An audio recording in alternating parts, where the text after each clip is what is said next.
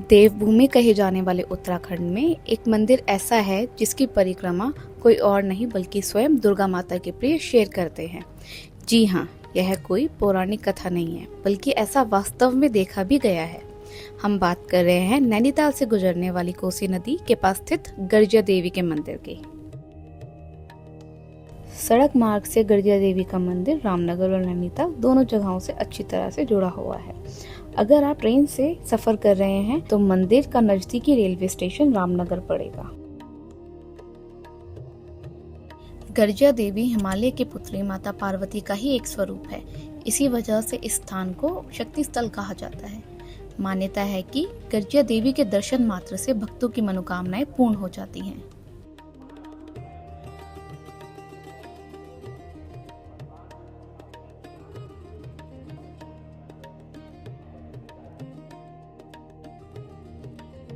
उत्तराखंड के नैनीताल जिले में रामनगर से 10 किलोमीटर की दूरी पर स्थित यह मंदिर कोसी नदी के बीच में 100 फीट ऊंची चट्टान पर टीले पर स्थित है। कहा जाता है कि इस मंदिर का संबंध महाभारत काल से है। पौराणिक मान्यता के अनुसार गर्जिया देवी का मंदिर जिस टीले पर स्थित है वह टीला एक बार कोसी नदी में आई बाढ़ में बह रहा था। तब भैरव देव ने टीले को आवाज लगाई और कहा, ठहरो बहन ठहरो, हम सबके साथ यहाँ निवास करो। इसके बाद गर्जिया देवी कोसी नदी के बीच में ही रुक गई और वहीं उनका मंदिर बनवाया गया।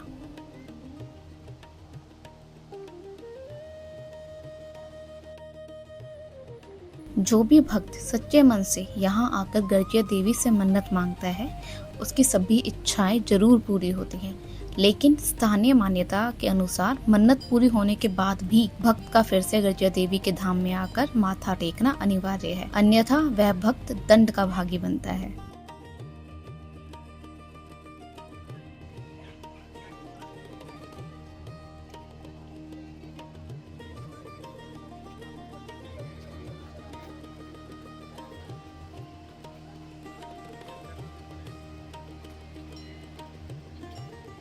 कहा जाता है कि एक बार वन विभाग के अधिकारियों ने कई शेरों के एक साथ दहाड़ने की आवाज सुनी। जब करीब जाकर देखा तो पाया गया कि कई खूंखार शेर एक साथ इस मंदिर की परिक्रमा कर रहे थे। उसके बाद से ही इस स्थान का महत्व काफी बढ़ गया।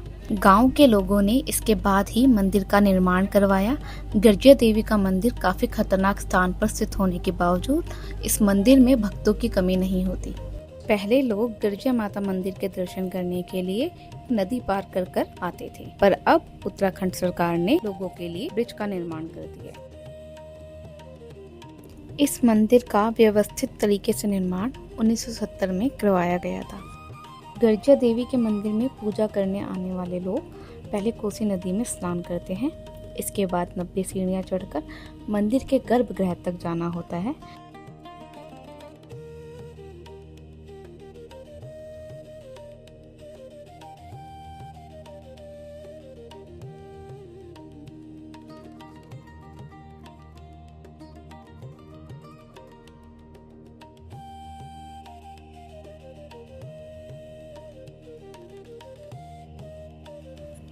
जब आप मंदिर की ओर चढ़ाई करते हैं तो आपको रास्ते में मां काली की एक छोटी सी मूर्ति भी दिखाई देगी।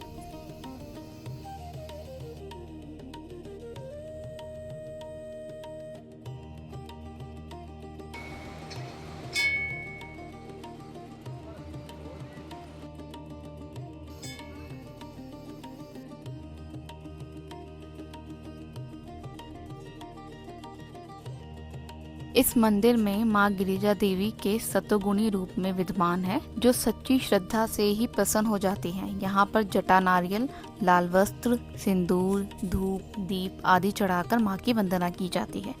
मनोकामना पूर्ण होने पर श्रद्धालु घंटी या छत्र चढ़ाते हैं।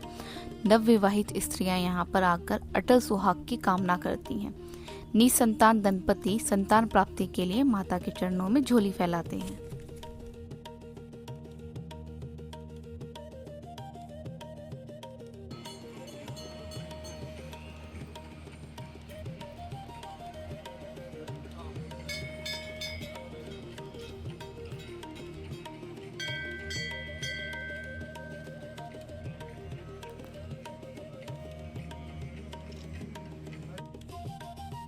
कहा जाता है कि इस स्थान पर बड़े बड़े ऋषि मुनियों ने तपस्या की है, इसलिए इस स्थान को ऋषि मुनियों की तपस्थली भी कहा जाता है।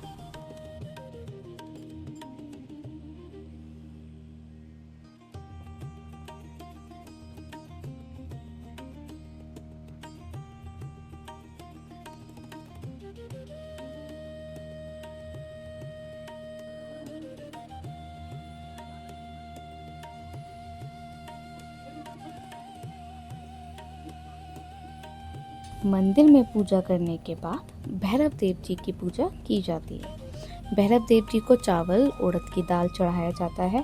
भैरव देव जी की पूजा के बाद ही गिरजा माता की पूजा को संपन्न माना जाता है।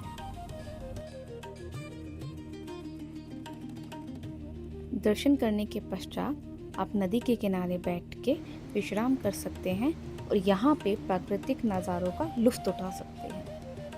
आज के लिए इतना ही। अब आपसे मुलाकात होगी अगले वीडियो में। आप सभी को मेरा नमस्कार।